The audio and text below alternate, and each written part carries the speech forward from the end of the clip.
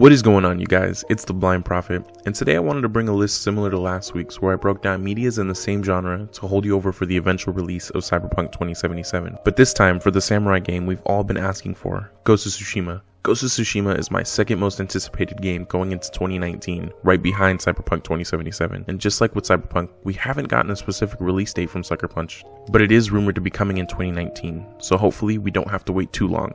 I personally can't wait. Number 1.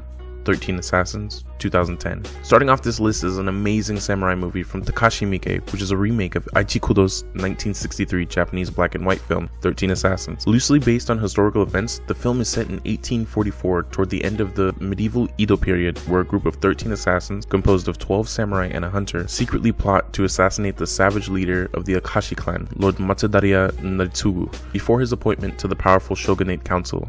This movie just encapsulates everything samurai and even has a bit of anime level humor in it as well. Everything from the character building to the combat just combines itself into an engaging, authentic feeling experience that will do well in preparing you for Ghost of Tsushima. Number 2, The Last Samurai, 2003. Number 2 on our list is the classic 2003 Edward Zwick film starring Tom Never Stops Running Cruise, Ken Watanabe, and Hiroyuki Sanada. The movie follows Tom Cruise, who portrays a United States captain of the 7th Cavalry Regiment, whose personal and emotional conflicts bring him into contact with samurai warriors in the wake of the Meiji Restoration in 19th century Japan. This film's plot was inspired by the 1877 Satsuma Rebellion led by Saigo Takamoi and the westernization of Japan by foreign powers. Though in the film, the United States is portrayed as the primary force behind the push for westernization. To a lesser extent, it is also influenced by the stories of Jules Brenet, a French army captain who fought alongside Inamoto Takayuki in the early Boshin War, and Frederick Townsend Ward, an American mercenary who helped westernize the Chinese army by forming the ever-victorious army. Although this story is vastly different than the Mongol invasion that Ghost of Tsushima's plot is said to revolve around, the attitude seems to be something that could be similar, and the attack on the samurai way of life. We watch Tom Cruise live with and learn from the samurai, and we are taken through his experience with him. Being that Ghost of Tsushima isn't looking to be mystical or mythical, but more grounded, everything shown in The Last Samurai could be tenfold in GOT. One piece of imagery that I especially love that is similar to The Last Samurai is a point in the reveal trailer that features several samurai on horseback, geared up riding for battle, which is shot similarly to the fog scene in The Last Samurai. Perfection. Number 3. Teenage Mutant Ninja Turtles 3, 1993. When a magic scepter accidentally transports April back through time to 17th century Japan, the boys take off in hot pursuit, cowbungling their way out of the sewers right into Samurai-O-Rama. Now they must battle the evil Lord Norinaga to reclaim the magic scepter that will bring them back below the subways of New York City. Although this movie was intended for kids, it still focuses on the Japanese way of life, and our favorite mutated turtles take on the persona of samurai. Michelangelo's story even sort of mirrors that of Tom Cruise's in The Last Samurai, as he befriends the local people after being captured by them. This 90s classic is a fun, lighthearted watch that could also be shared with the family, as it has no extreme themes, but rather just focuses on the pizza-eating ninjas in a historical Japanese setting. Some of the imagery is really awesome though, and I never thought we'd see such a serious, caring, and loving side to the reckless party time Michelangelo, who saves and builds a bond with a child. Overall, just a great watch in preparation for Ghost of Tsushima. Number 1. Nioh, 2017. Nioh is an action RPG set in Japan during the year 1600, developed by Team Ninja, with players taking the role of an Irish samurai named William. The player guides William on missions through enclosed environments, fighting both human enemies and supernatural beings called yokai. Missions are self-contained, hold alternate routes William can navigate, and selected from a menu rather than reached by navigating an open world. While navigating environments, William can find various collectibles in both crates scattered through the environment and in other places with the environments, such as fallen soldiers. These collectibles include Amrita, the game's experience points, gold, the in-game currency, new weapons and armor, and consumable items such as bombs. Weapons and armor found in the environment can be taken to a blacksmith, who are able to buy it from William or can break it down into base material. Shrines scattered throughout levels act as checkpoints. This game is focused very much on samurai elements and Japanese lore, but plays more like a Dark Souls game than what we can expect from GOT. Ghost of Tsushima looks to be more grounded in reality and real samurai combat, as well as Sucker Punch has confirmed it to be open world and explorable, which is vastly different to Nioh, but the theme is still relatively there, and it could be a good game to help hold you over for Ghost of Tsushima. Number 2. For Honor, 2017. For Honor is a 2017 action video game developed and published by Ubisoft for Microsoft Windows, PlayStation 4, and Xbox One. The game allows players to play the roles of historical forms of soldiers and warriors, including knights, samurai, Vikings, and since October 2018, the Chinese Wulin within a medieval setting controlled using a third-person perspective. For Honor revolves solely around online combat scenarios, and although it does have a story mode, that isn't where this game shines. For Honor pits you against other real-time players using any of the provided factions and has you fight to the death. There are several Japanese class variants that allow you to use a katana or katana-like weapon, but I wouldn't go as far as to call any of them truly samurai. But at the same time, for the exception of Shigoki, I would say they all derive from different variations of samurai. If you are big on combat-based games and love samurai, this game could do well in preparing you for GOT. Number 3, Metal Gear Rising: Revengeance, 2013.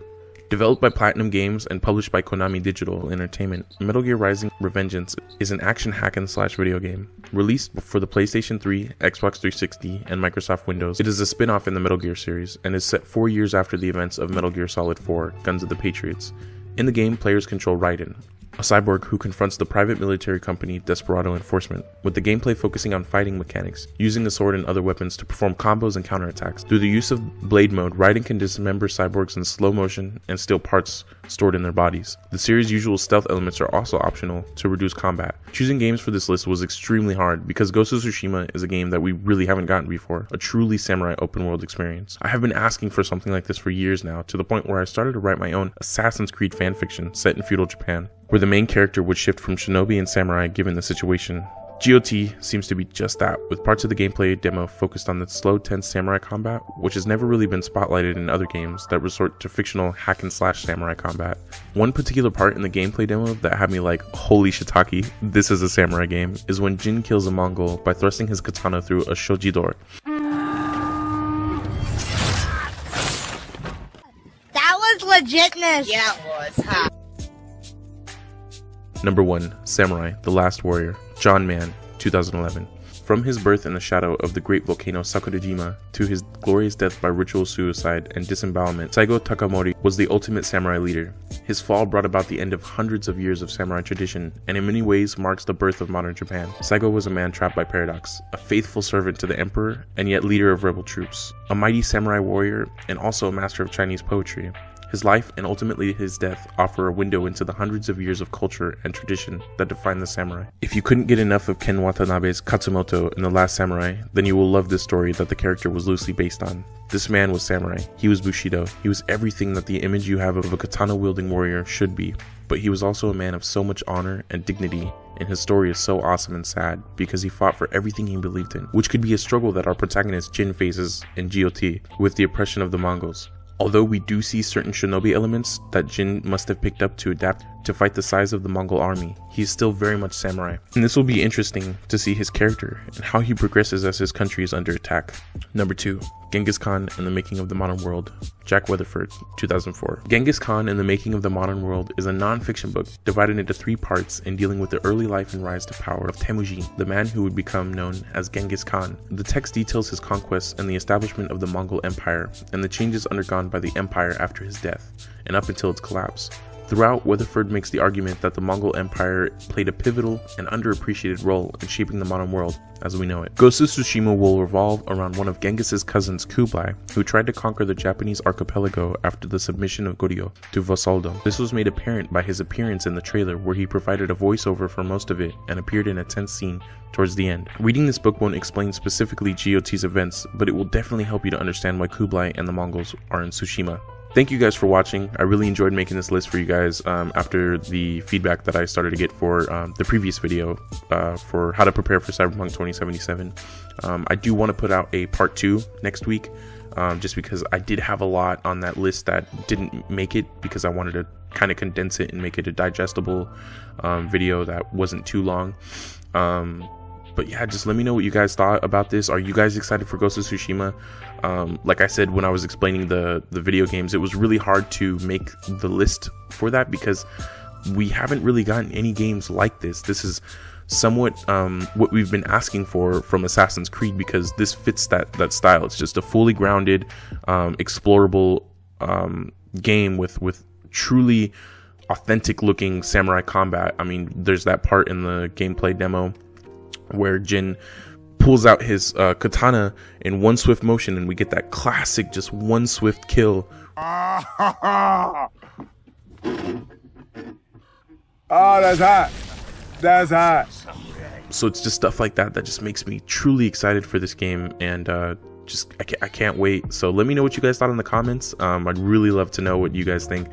But as always, let them pass in peace, stay hydrated, and Excelsior. All the people say